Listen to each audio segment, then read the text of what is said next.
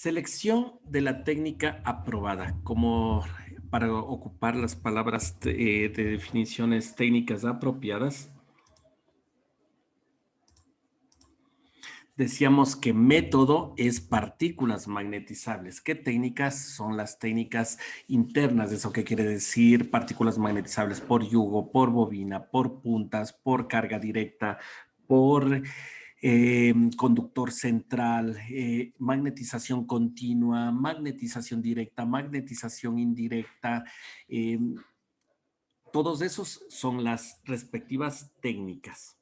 Entonces, para escoger cuál es la técnica apropiada, vamos a seguir el siguiente proceso.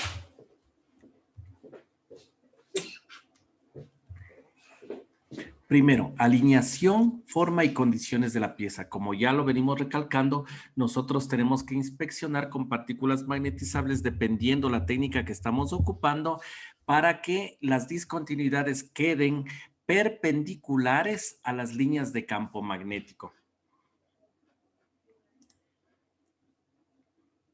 Entonces, como decíamos, si las líneas de campo magnético están en este sentido, solo van a detectar discontinuidades que sean transversales o aproximadamente unos 45 grados de esta manera o de esta manera.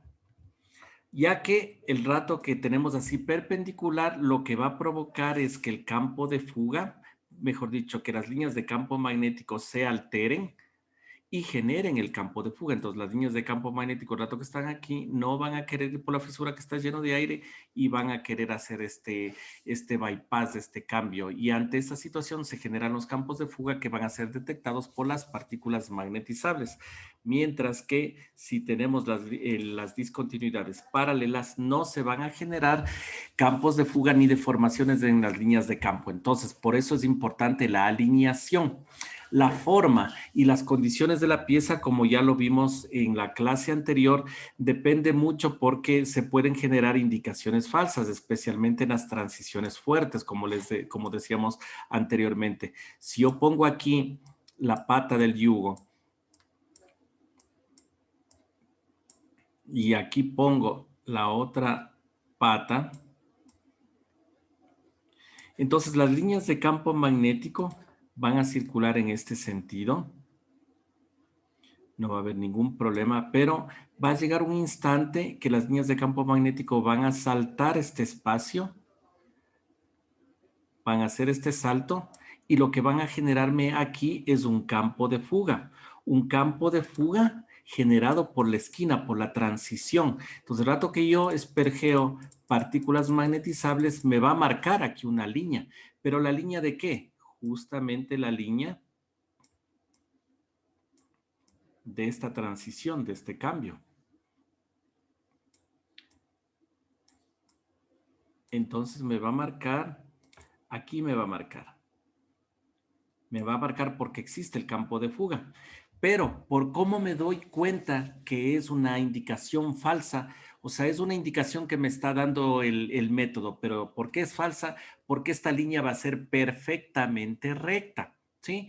Va a ser recta porque el filo es recto.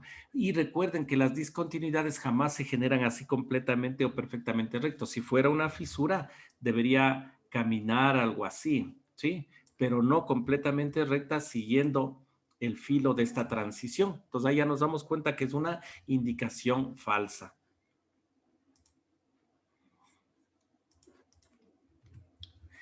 Entonces, la alineación del objeto inspeccionado es importante porque ya mencionamos que de ello depende la permeabilidad del material.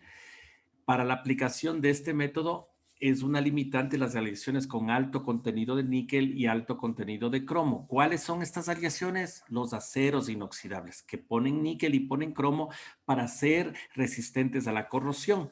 Entonces esto les hace que sean materiales paramagnéticos, de lo cual no se va a alinear las líneas de campo magnético, por lo tanto no se van a detectar campos de fuga.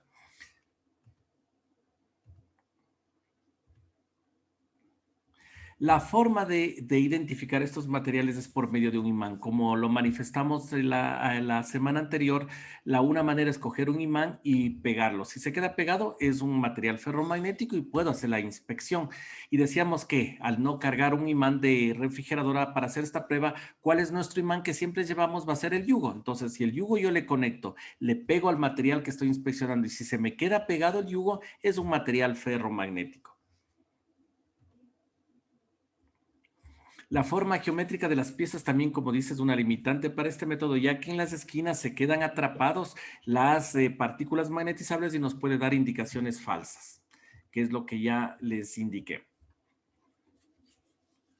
Dice, asimismo, si se tiene que tomar en cuenta que si la pieza fue sometida a un tratamiento térmico o si ha sido trabajada en frío o en caliente y si es nueva o es usada. Es decir, se deben tomar en cuenta las condiciones de las piezas porque de ello depende en gran parte la interpretación y evaluación de las indicaciones resultantes, ya que pueden ser relevantes o no relevantes.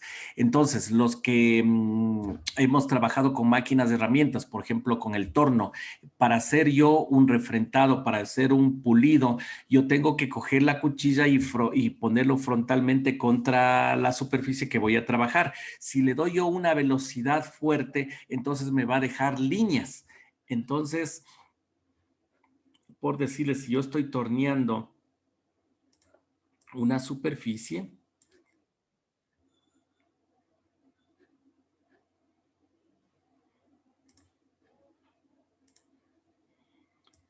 si yo estoy torneando una superficie, entonces yo cojo la cuchilla del torno, ¿sí?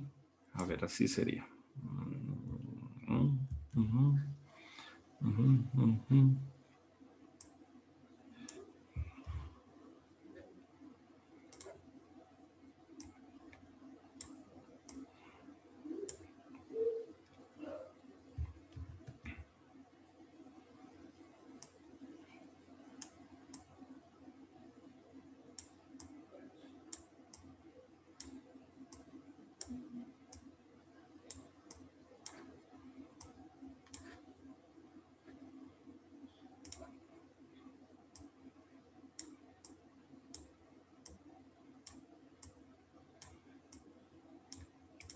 Entonces yo cojo la cuchilla del torno, estoy bajando el material en ese sentido, estoy haciendo un desbaste. Entonces, si yo tengo una mala velocidad, ¿qué es lo que me va a pasar? Es que yo la superficie del acabado, del terminado, me va a quedar así, surcos, surcos, surcos, surcos, surcos, dependiendo la velocidad que yo le dé a la cuchilla. Si le doy un exceso de velocidad, me va a quedar el surco.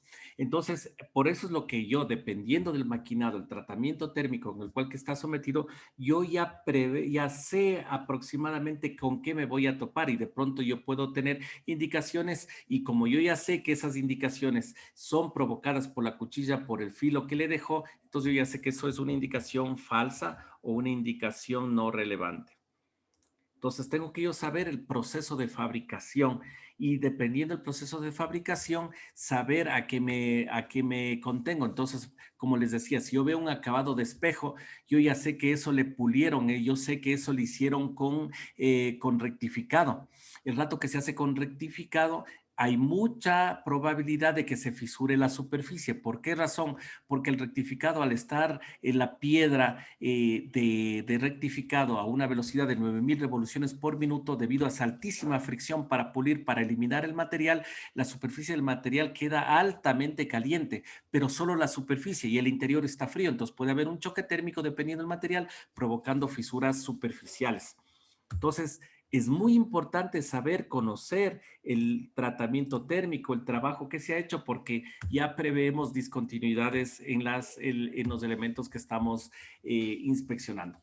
El tipo de corriente, como ya dijimos, corriente alterna solo ataca la superficie. Corriente continua tenemos penetración. Si yo le aumento el amperaje, tengo mayor penetración. Ya dijimos que había la corriente alterna, ¿sí? La corriente continua, la corriente rectificada de media onda. Entonces, la corriente alterna, como vemos aquí, tiene transiciones entre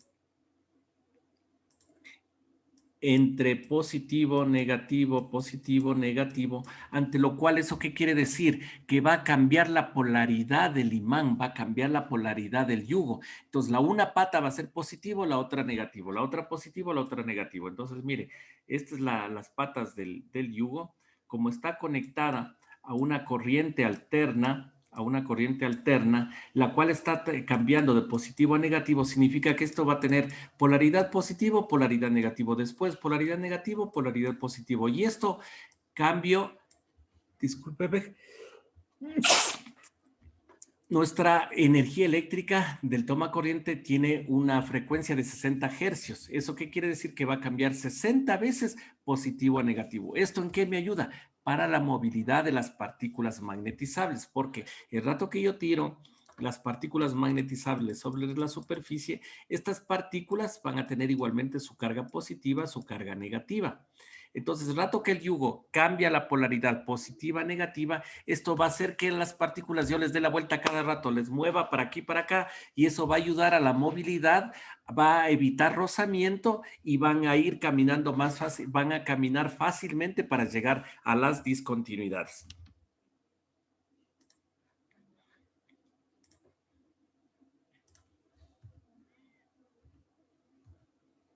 Entonces dice que la corriente alterna puede ser aumentada o disminuida con relativa facilidad y economía mediante el uso de transformadores. Por eso es lo que les decía que los equipos de puntas, los equipos de conductor central, de carga directa, esos tienen transformadores justamente para poder modificar la corriente.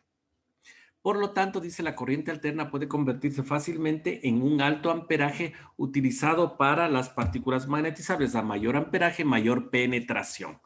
La corriente alterna tiene poca capacidad de penetración. Como ya vimos en las gráficas, solo inspecciona la superficie y ese efecto se le llama el efecto piel. Por lo que el campo magnético inducido por una corriente alterna se concentra solo en la superficie, generando el efecto piel, como ya lo dijimos. Por tal razón, la corriente alterna es considerada la mejor para detectar discontinuidades superficiales. La corriente alterna, debido a que cambia su frecuencia, cambia sus ciclos, cambia su polaridad de positivo a negativo 60 veces por segundo, el cambio de dirección constante en el campo magnético tiene tendencia a agitar la movilidad de las partículas magnetizables. Esto provoca que las partículas sean atraídas fácilmente a los campos de fuga, que es lo que ya manifestamos. Los campos producidos por la corriente alterna son muy fáciles de remover durante la desmagnetización. ¿Esto qué quiere decir? Que el campo residual va a ser bajo cuando se ocupa corriente alterna y por lo tanto la fuerza coercitiva que necesito para eliminar el magnetismo residual igualmente va a ser bajo. Ahora cambiamos un poquito a la corriente rectificada de media onda, que como dijimos, si la corriente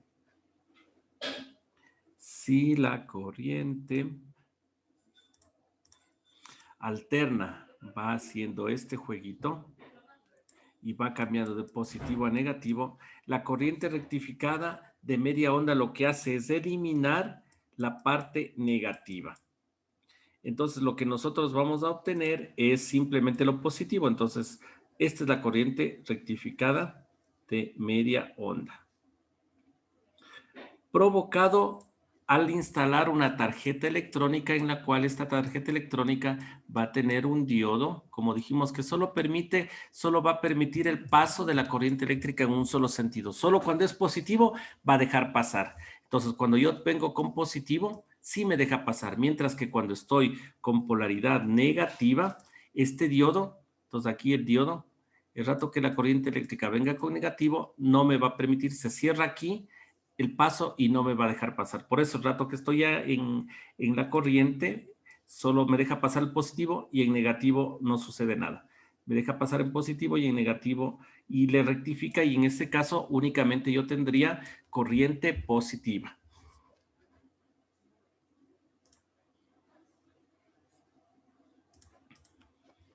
Dice, cuando se rectifica una fase de la corriente alterna, la corriente resultante es conocida como corriente rectificada de media onda.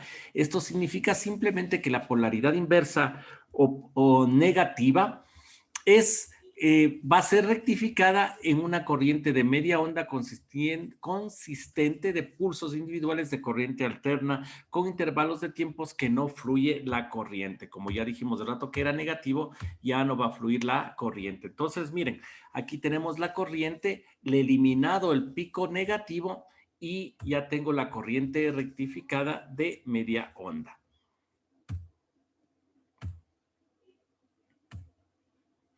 Cada pulso dura medio ciclo, lo que resulta en una corriente que fluye en una sola dirección. La corriente máxima de pico es la misma, lógicamente, que la corriente alterna y el valor de la corriente promedio va a ser considerablemente menor que la corriente pico. Lógicamente, porque estamos corriente positiva y luego baja cero. Corriente positiva y luego baja cero. Aunque la corriente directa es rectificada de media onda, es un tipo de corriente directa y se identifica como CDRMO o por sus siglas en inglés, half,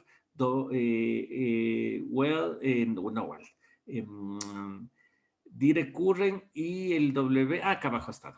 Half wave, claro, media, onda direct current, lo que permite diferenciar de la corriente directa que simplemente es current direct.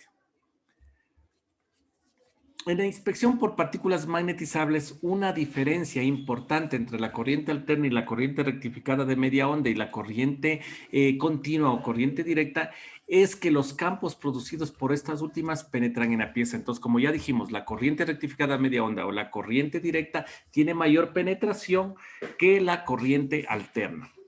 La corriente continua o la corriente directa rectificada de media onda tiene un valor de densidad de flujo de cero. Lógicamente, el rato que se elimina el negativo tiene de cero.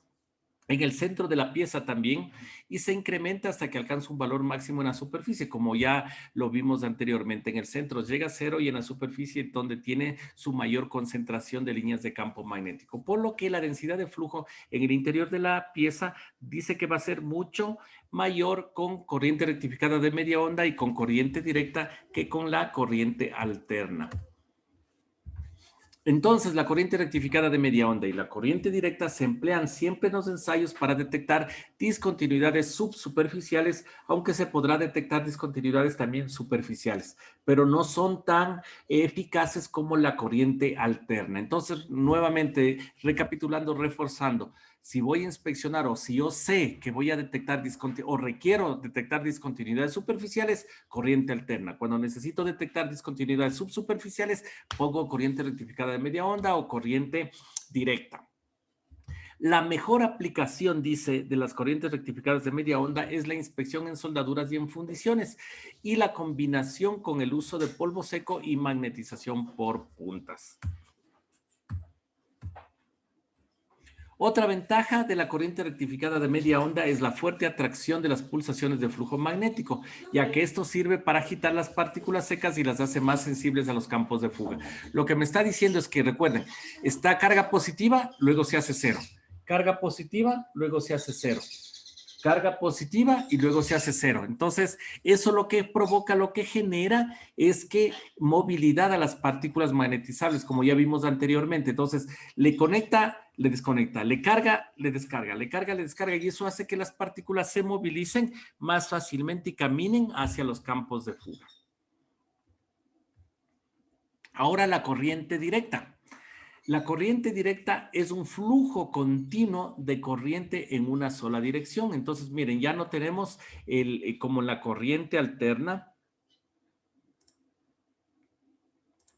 Ya no tenemos como en la corriente alterna que teníamos positivo, negativo, positivo, negativo, positivo, negativo. Y no como la corriente rectificada de media onda que es solo positivo, cero, positivo, cero, positivo, cero. Sino ahora sí yo ya tengo un flujo continuo que se genera así, ¿sí? Y en carga positiva o en carga negativa en una sola dirección.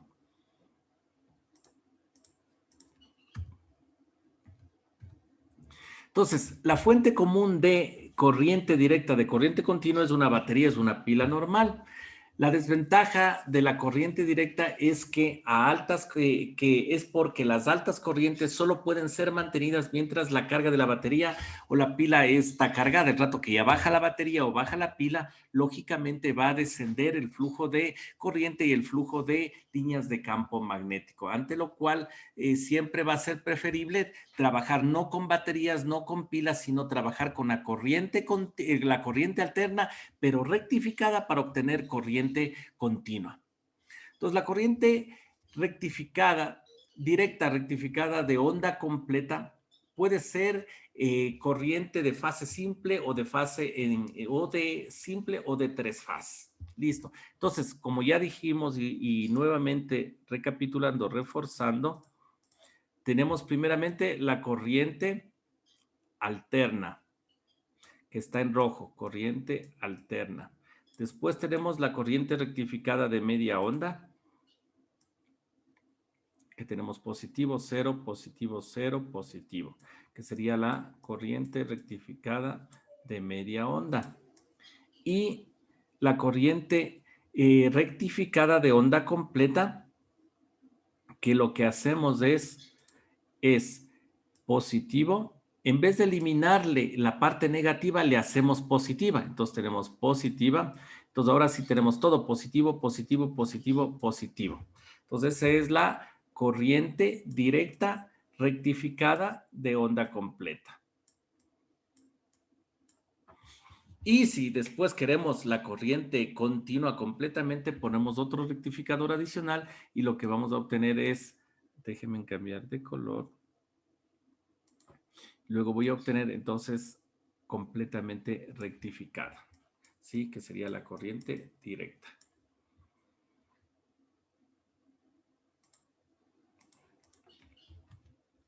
Entonces, ¿quién hace ese trabajito? Es una tarjeta electrónica.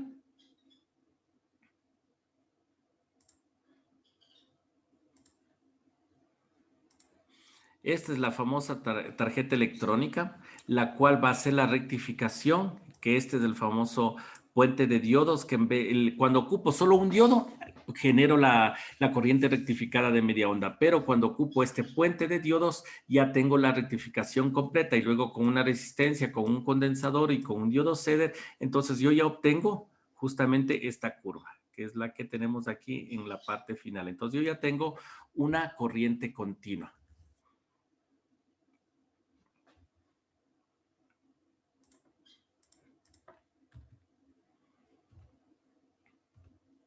Pues la corriente directa rectificada de onda completa es un circuito eléctrico, con circuitos eléctricos no solo es posible bloquear o rectificar el flujo negativo de la corriente alterna, sino también invertirlo y ponerlo en positivo. Como ya dijimos, ahora le cambia y le pasa positivo, positivo, para duplicar el número de pulsos positivos. La corriente de tres fases, dice generalmente, es la más usada para la inspección con partículas magnetizables en equipos de alto poder y trabajan con capacidades de hasta 20,000 amperios, justamente para darle una excelente penetración. Este tipo de corriente es comúnmente utilizada cuando se emplea el método residual.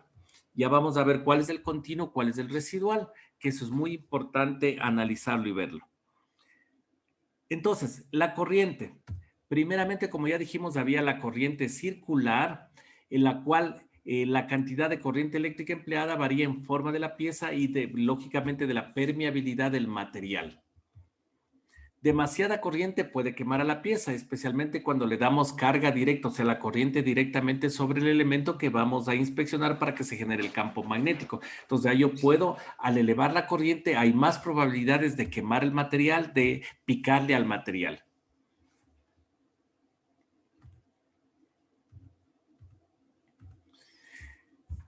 Debido a que no existen muchas variables involucradas para determinar los requisitos de corriente para las piezas, ahí es necesario calcular la corriente de magnetización necesaria para una magnetización circular entre las cabezas o por medio de un conductor central.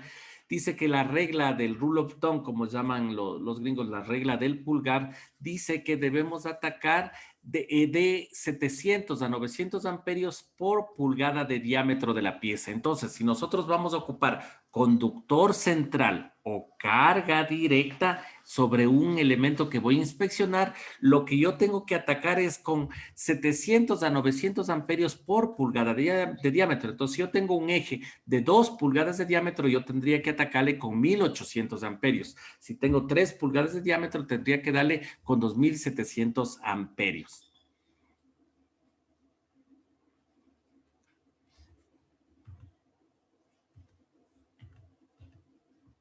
El campo circular alrededor del conductor de la sección transversal uniforme, redonda o cuadrada, es uniforme, constante y simétrica a todo lo largo del conductor.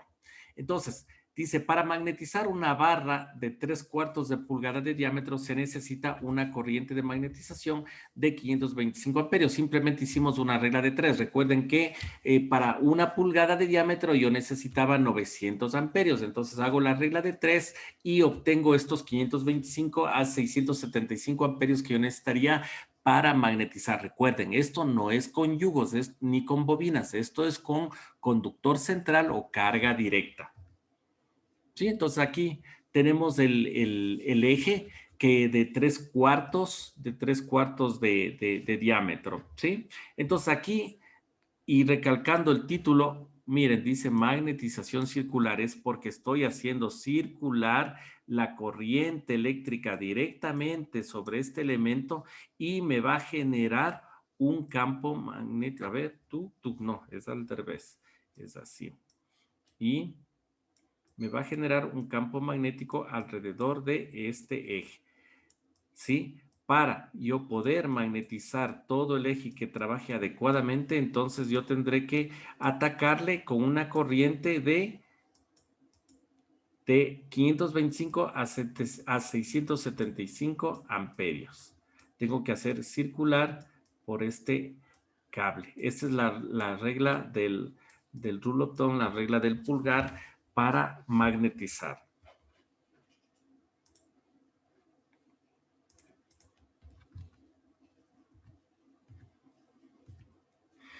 Mientras que para magnetización longitudinal, recuerden, cuando ocupábamos magnetización longitudinal, cuando ocupábamos el yugo, cuando ocupábamos una bobina. El diámetro de la bobina con relación a la dimensión y a la forma del objeto que está siendo magnetizado es un factor importante para asegurar una magnetización adecuada. ¿Qué es lo que me está diciendo esto? Es que, por ejemplo, miren, si aquí está la bobina, por decirles, de 10 pulgadas de diámetro, miren, yo puedo tener las dos condiciones. Un ejecito de diámetro pequeño de media pulgada, ¿sí? De media pulgada. O puedo tener la otra condición de tener un eje grande de 9 pulgadas de diámetro. Entonces vamos a ver ahorita qué es lo adecuado. ¿Cuáles son las condiciones adecuadas en función del diámetro interno de la bobina y del diámetro del elemento el cual yo voy a inspeccionar?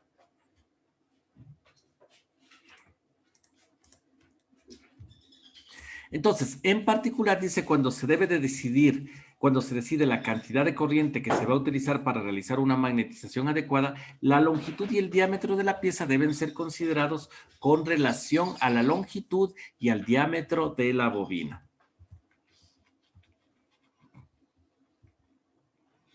La relación del área de la sección transversal de la pieza magnetizada con respecto al área de la sección transversal de la bobina es conocida como el factor de llenado. En general, la relación entre el diámetro de la pieza y el diámetro de la bobina no debe ser mayor a 1/10. Miren, entonces aquí ya nos está indicando lo que teníamos la consulta en la parte anterior. Dice la relación, o sea, la división entre el diámetro de la pieza y el diámetro de la bobina no debe ser mayor a 1/10. No debe ser mayor a 1/10. ¿Eso qué quiere decir? Que si yo tengo una bobina de 10 pulgadas de diámetro interno, lo que máximo debería yo inspeccionar es un eje de 1 pulgada.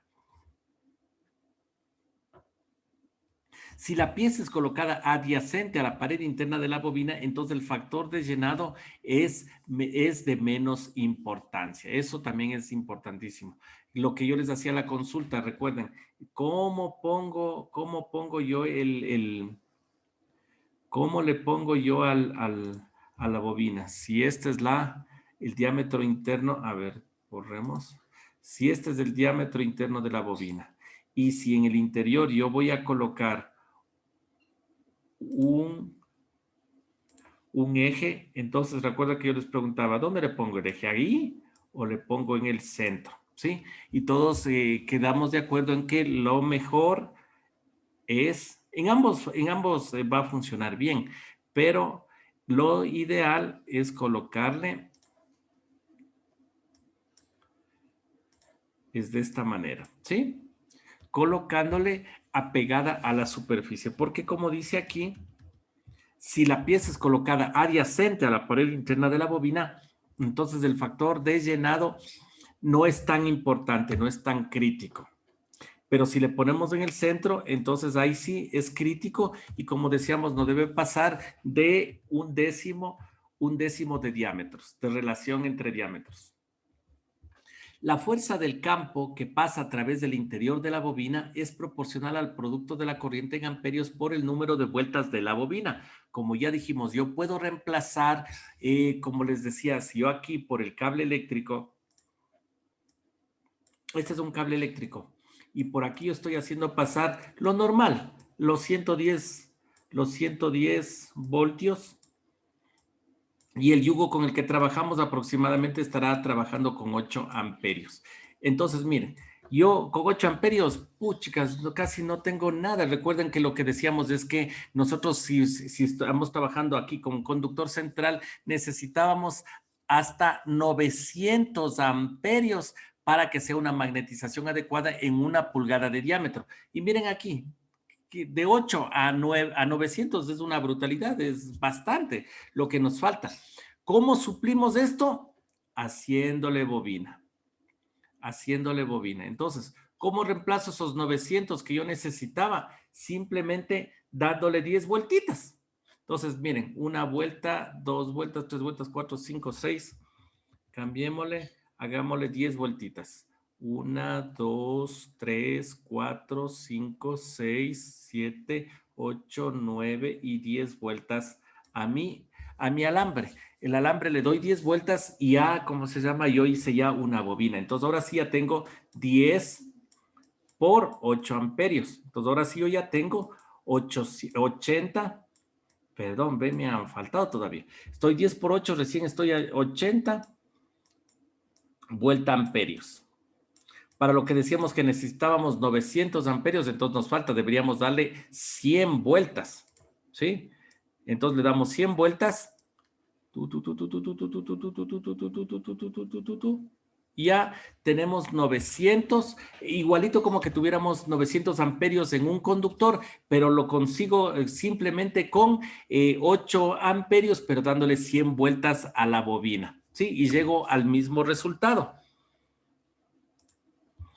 Entonces dice, por lo tanto, variando la corriente o cambiando el número de vueltas de la bobina, se modifica la fuerza de magnetización de la bobina. La unidad de medición de magnetización está dado en amperios vuelta, que corresponde al amperaje multiplicado por el número de vueltas dados en la bobina.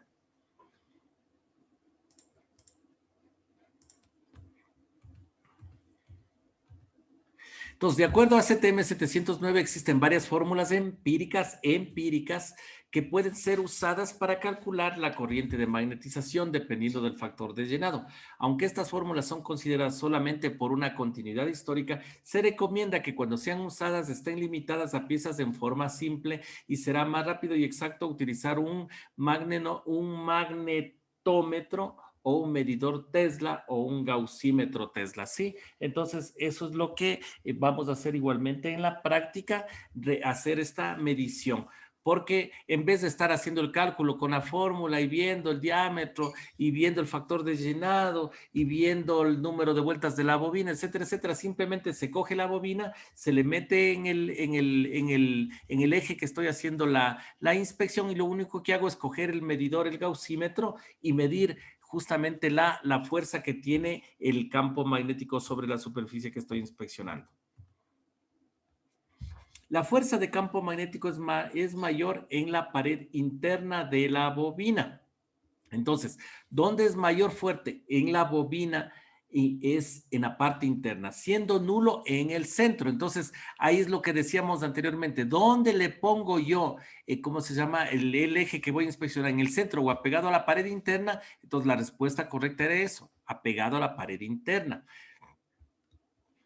Además, la longitud efectiva en un campo magnético es de 6 a 9 pulgadas hacia ambos lados de la bobina, por lo que cualquier pieza cuya longitud sea mayor a 18 pulgadas necesita 2 o más magnetizaciones. ¿Qué es lo que significa esto? Voy a hacer un dibujo transversal. Yo aquí estoy con el eje que estoy inspeccionando y como dice aquí, yo pongo sobre este eje mi bobina magnética, ¿sí? Entonces aquí está la bobina magnética. Estoy viéndole de lado. Para los que no recuerdan cuál es la bobina, voy a abrirle para que le vean la foto. Para que le vean la foto. La foto de la bobina, la foto de la bobina.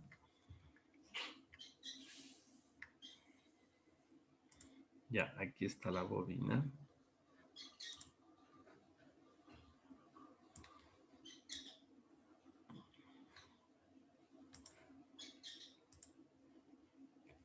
¿Sí? Entonces, esto es lo que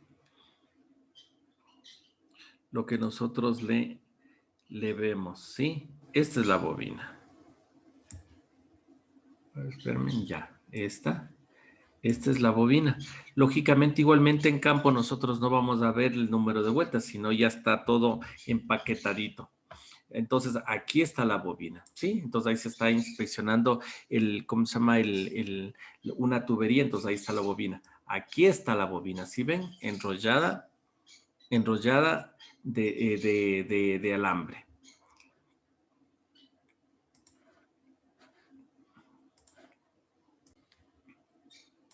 Entonces, como les decía, estoy haciéndole transversalmente a la bobina. Entonces, si aquí está el eje,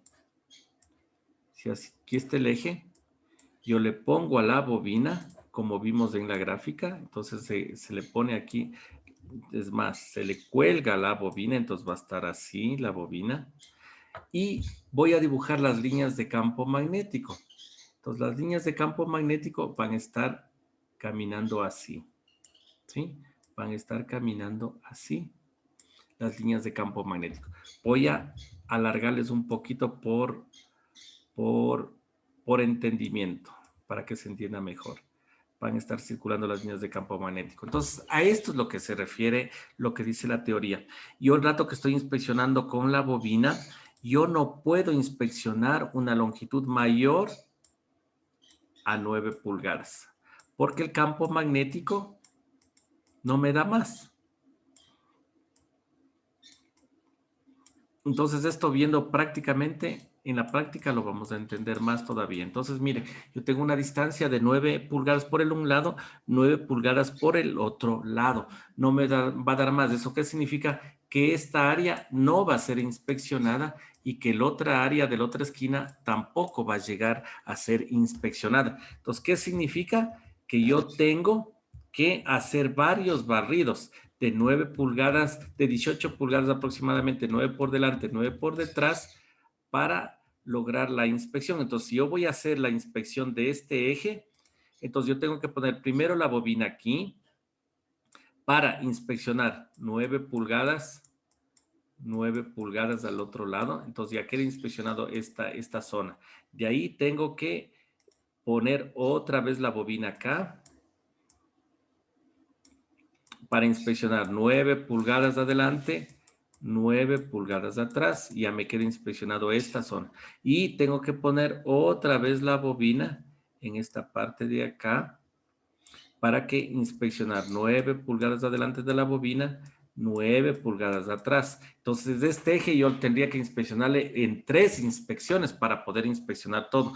¿Por qué sucede esto? Como recalco, es porque las líneas de campo magnético están circulando de esta manera por la bobina. Están circulando de esa manera. Por lo tanto, no me alcanza a inspeccionar totalmente.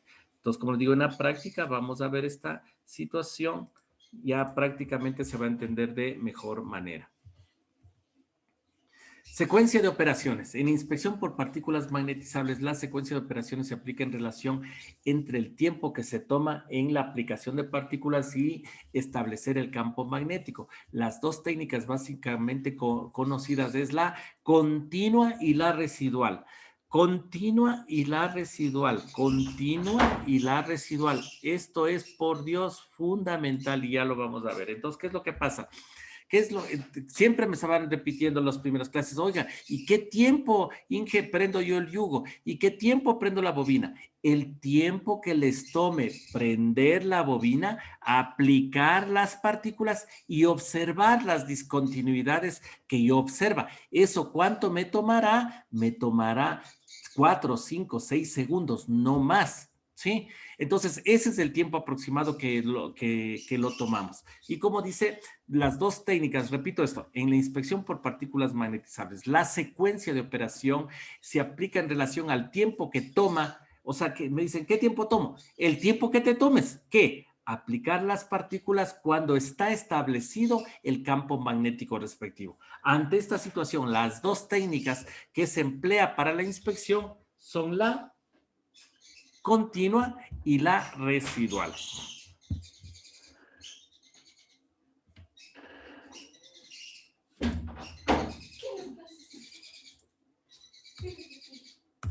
¿Qué es la magnetización continua? Atenti, Ecuador, que esto es fundamental, brutal, y ya les voy a pasar un video que es tremenda esta situación. La magnetización continua se emplea en la mayoría de aplicaciones. En conclusión, siempre la inspección continua es mejor que la magnetización residual. Entonces, siempre que usted esté en sus posibilidades hacer o la continua o la residual, opten primero por la continua, no por la residual. Váyanse por lo seguro. Entonces, ¿por cuál es lo seguro? Magnetización continua.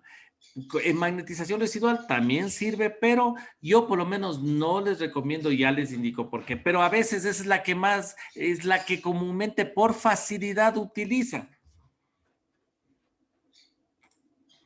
Entonces, nuevamente, recomendación, ocupen siempre la continua, no se vayan por la residual, especialmente los que trabajan en estructuras, los que trabajan en inspecciones comunes, con materiales comunes. ¿Cuáles eran los materiales comunes? Los materiales de bajo contenido de carbono, de bajo contenido de aliantes, que es en el área de las estructuras.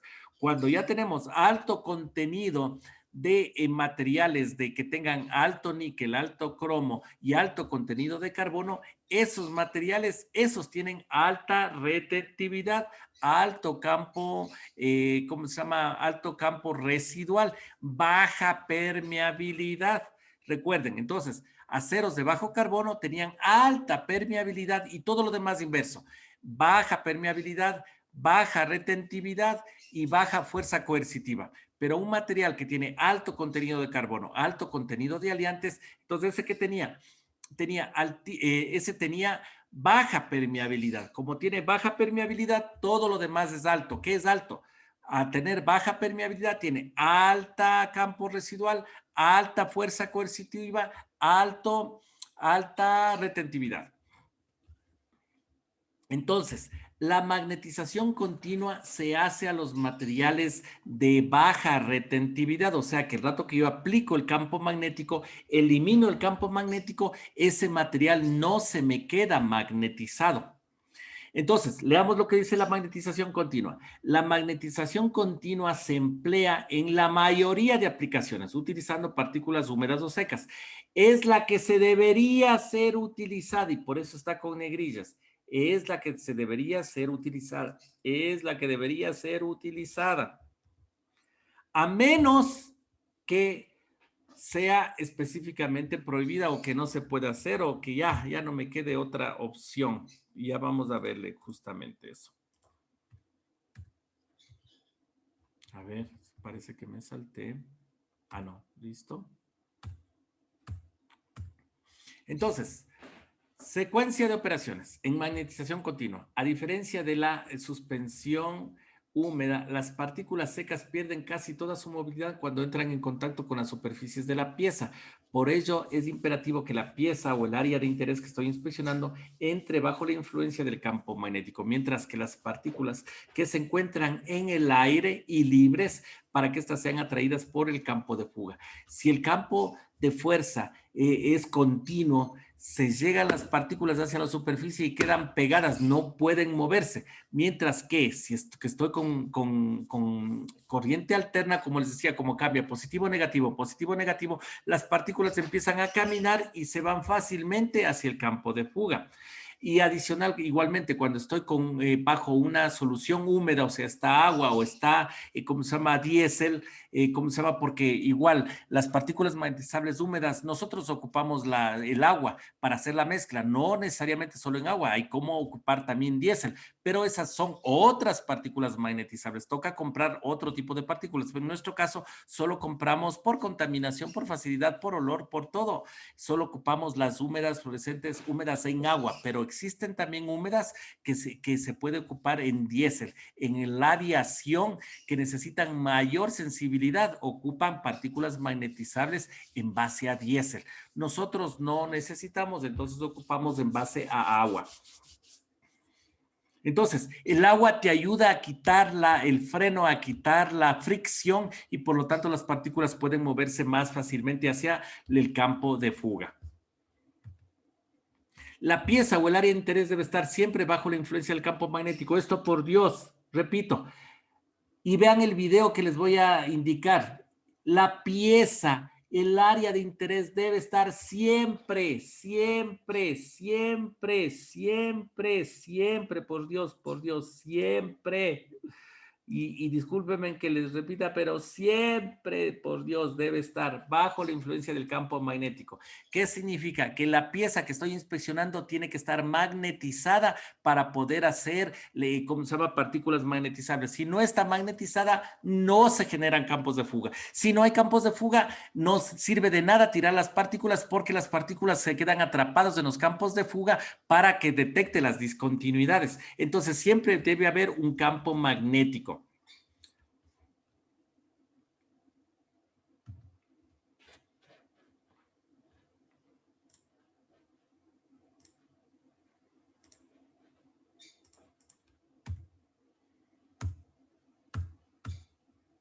Debido al anterior, la corriente de magnetización debe empezar a fluir antes de la aplicación de las partículas. Entonces, antes de aplicar las partículas, yo siempre prendo el campo magnético. O sea, si estoy haciendo con el yugo, entonces primero yo tengo que prender el yugo y ahí aplicar las partículas magnetizables. Y es lógico.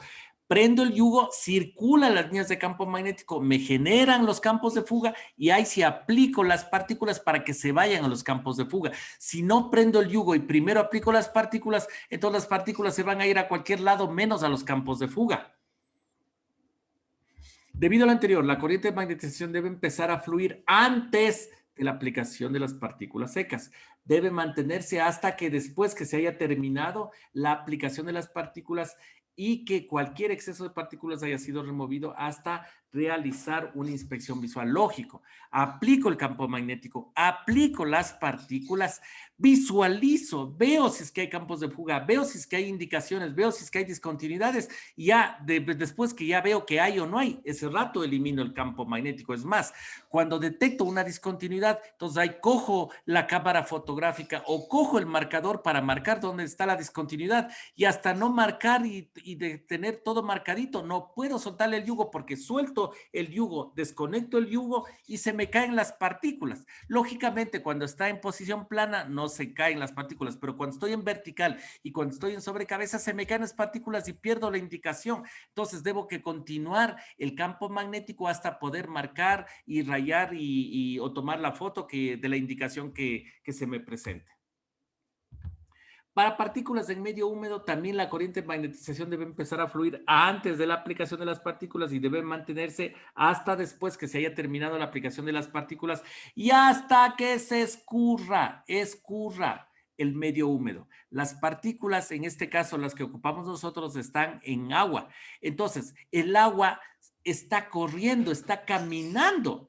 Entonces, ¿qué es lo que pasa? Si es que yo elimino el campo magnético y el agua sigue caminando, ¿qué va a hacer? Va a barrer, va a lavar a las partículas y no voy a ver nada. Entonces, ¿cuándo tengo que suspender el campo magnético? ¿Cuándo tengo que suspender el yugo magnético? Apagarle. Cuando yo ya haya detectado, yo ya estoy seguro que no hay nada, ahí desconecto. Y si es que quiero que se me quede la indicación para después tomar una foto, para rayar, tengo que esperar que el agua se haya corrido totalmente, que se haya ido, porque si le desconecto el yugo, el agua camina y se va llevando las partículas y las indicaciones que estaba ya no voy a ver. Y ahora sí vamos a magnetización residual. Todo lo anterior estábamos viendo en magnetización continua. Ahora vamos a residual. La inspección con el método residual no es tan sensible. Recuerden que era sensible, era cuando detectaba discontinuidades más pequeñas. Si yo detecto más pequeñas, le estoy diciendo que es más sensible el método. Entonces dice que para la inspección con el método de magnetización residual no es tan sensible con el método continuo. Por eso es lo que decíamos, ante que me pongan a escoger, ¿cuál quieres? ¿El continuo o el residual? Continuo de una. Ese es mejor que el residual, es más sensible, es más eficaz, es todo. En esta técnica, el medio de inspección se aplica después de la corriente de magnetización haya sido interrumpida. Claro, es que esto es lo que pasa. Miren, esto es lo que sucede normalmente cuando tengo yo materiales de alta retentividad, alto magnetismo residual, alta fuerza coercitiva. Ahora me voy al inverso. Baja permeabilidad. ¿Y cuándo tenía baja permeabilidad? En materiales de alto contenido de carbono, alto contenido de aliantes. En esos, entonces, ¿qué es lo que pasa? El rato que yo aplico el campo magnético y lo retiro, esos materiales quedan magnetizados. Sí, en los materiales de bajo contenido de carbono, aplico el campo magnético, retiro el yugo, mido el magnetismo en esa pieza y es cero, no queda nada. Pero si aplico el campo magnético, retiro el campo magnético, o sea, apago el yugo y mido el magnetismo en ese material se quedó magnetizado. Entonces, ese material tiene alta retentividad, tiene baja permeabilidad, tiene alta retentividad. ¿Sí? Entonces, en materiales, solo este método de inspección residual, solo puedo hacer en materiales de alto contenido de carbono, de alto contenido de aliantes. Y entonces, como yo les decía, las estructuras, los materiales comunes silvestres son de alto contenido de carbono. No, son de bajo contenido de carbono. Por lo tanto, esos de ley tengo que hacer continua. No puedo hacer residual. ¿En qué materiales puedo hacer residual? En los materiales de alta retentividad. O sea, que yo elimino el campo magnético y el material se me queda magnetizado. En conclusión, es como si que yo estuviera haciendo la inspección a un imán. Entonces, deme un segundito. Disculpe, que parece que me va a dar gripa. Disculpe, vengo otra vez. Ya, entonces, si yo hago la inspección a un imán, no necesito magnetizarle. ¿Por qué no necesito magnetizarle? Porque el imán ya está imantado, porque el imán ya sus momentos magnéticos ya están orientados y están ordenaditos. Entonces, es ilógico que yo al imán, yo voy a hacer la inspección en un imán. Puedo hacer la inspección en un imán. Entonces, el primer paso, cojo el yugo y magnetizo. ¿Pero para qué voy a magnetizar al imán si el imán ya está magnetizado? ¿A quién magnetizo? A un material que no está magnetizado. Entonces, si yo estoy haciendo la inspección de una soldadura, esa soldadura no está magnetizada. Entonces, necesito el imán para magnetizarle. Pero si estuviera haciendo la soldadura de un imán, entonces yo no necesito magnetizar porque ya está magnetizado. Entonces, de ahí directamente aplico las partículas magnetizables sobre este. A eso es lo que se refiere la inspección residual. Si a un material, por obvias razones, se le magnetizó y como se queda magnetizado, ya no necesito volverle a magnetizar, sino ya solo aplico directamente las partículas. Entonces dice, la inspección por el método residual no es tan sensible como el método continuo. En esta técnica, el medio de inspección se aplica después que la corriente de magnetización ha sido interrumpida. Se utiliza solamente si la pieza tiene alta retentividad, solo si la pieza tiene alta retentividad, para que el magnetismo residual sea tan fuerte para atraer y mantener a las partículas en los campos de fuga. Tiene gran aplicación en inspección de tubería y productos tubulares.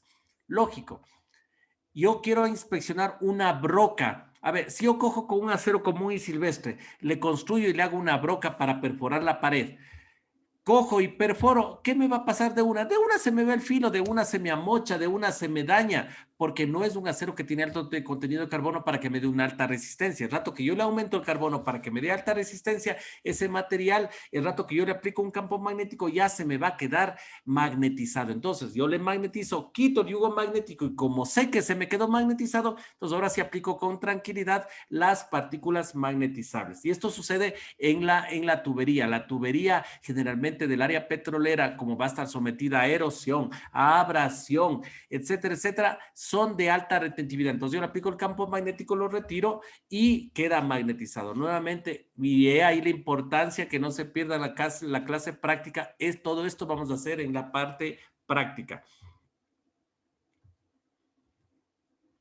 Determinación del valor de densidad del flujo. El nivel de la densidad de flujo es crítica en inspección por partículas magnetizables. Se debe hacer énfasis que para producir una buena indicación, la fuerza de campo magnético generado debe ser adecuado y en la dirección favorable. Además, que para las indicaciones sean consistentes, la fuerza de campo debe ser controlada dentro de los límites razonables. Entonces, como ya dijimos, si yo quiero magnetizar un material, ya cojo 2 imanes de la refrigeradora y hago la inspección. Pero ¿qué dijimos? El campo magnético que me generan esos imanes es muy pequeño, no es suficiente para que me genere campos de fuga fuertes que se me quede atrapado las partículas. Entonces yo necesito un campo de fuerza fuerte, pero al mismo tiempo también no puedo tener un campo de fuerza recontra fuerte porque el rato que yo aplico las partículas se me caen hacia la superficie, se me quedan pegados y ahí se me quedan y no pueden moverse porque es fuertísimo. Entonces tengo que tener un campo magnético adecuado. ¿Sí? Y por eso es lo que decíamos anteriormente, si estamos con carga central, con conductor central, con carga directa, lo recomendado es dar 900 amperios para generar un amperaje adecuado. Entonces, ahí vienen las distintas normas para decirme, y ahora me preguntarán, entonces, ¿cuál es el adecuado para el yugo? El adecuado para el yugo es levantar 10 libras. El rato que el yugo me levanta 10 libras con corriente alterna o 30 libras con corriente continua, ese yugo es el adecuado y es el óptimo para el campo magnético adecuado que yo necesito para hacer la inspección. Entonces, de ahí la importancia de saber si es que mi yugo está bien o mal y hacer la prueba de carga, o sea, coger un peso de 10 libras y con corriente alterna levantar ese peso de 10 libras. Nuevamente, eso vamos a hacer en la práctica. Entonces, si es que me levanta las 10 libras, ha aprobado el yugo. Si no me levanta las 10 libras, toca botar el yugo, no me sirve. Y si estoy con corriente continua, el yugo tiene que levantarme 30 libras. Si no me levanta las 30 libras, no sirve el yugo.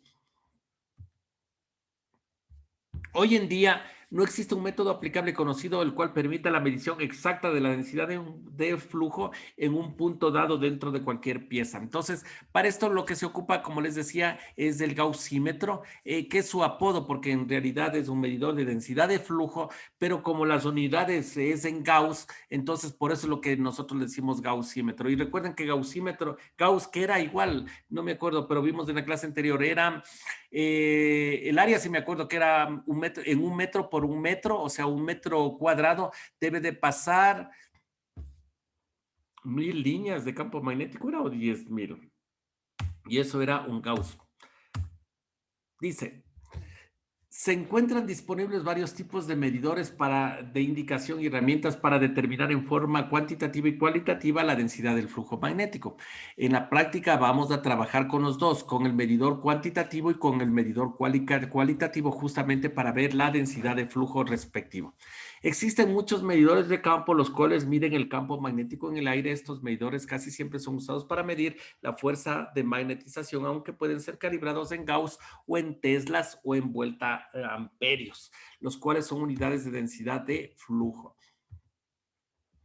Existe accesorios que son colocados sobre la superficie de la pieza que está siendo magnetizada y funcionan provocando que la parte del campo salga de la superficie de la pieza inspeccionada, que pasa a través del accesorio externo de prueba y que regrese otra vez a la pieza inspeccionada. Entonces, aquí hay accesorios como por ejemplo son el pie gauge, que pie de pastel, entonces ese es un elemento justamente que sirve para determinar, ¿cómo se llama? Cualitativamente la densidad de flujo, y el gaussímetro es para determinar cuantitativamente la densidad de flujo. Como decíamos, algunos de estos accesorios son el campo magnético tipo pastel, que es el pie gauge, el indicador de campo de Proof Bedroom y los indicadores de magnetización tipo placas con ranuras, y también ahora hay unas tarjetas que también para determinar, lo cual nuevamente todo eso vamos a hacer en la clase práctica. Entonces, miren, aquí tenemos el pie gauge, sí, que como decimos, es como decir un pastel que yo le he partido en ¿cuántas partes? Dos, cuatro, en seis partes, sí, para determinar ¿cómo se llama? La densidad, la dirección y la densidad cualitativamente de los campos magnéticos. Igualmente en la parte de abajo tenemos los indicadores de placa.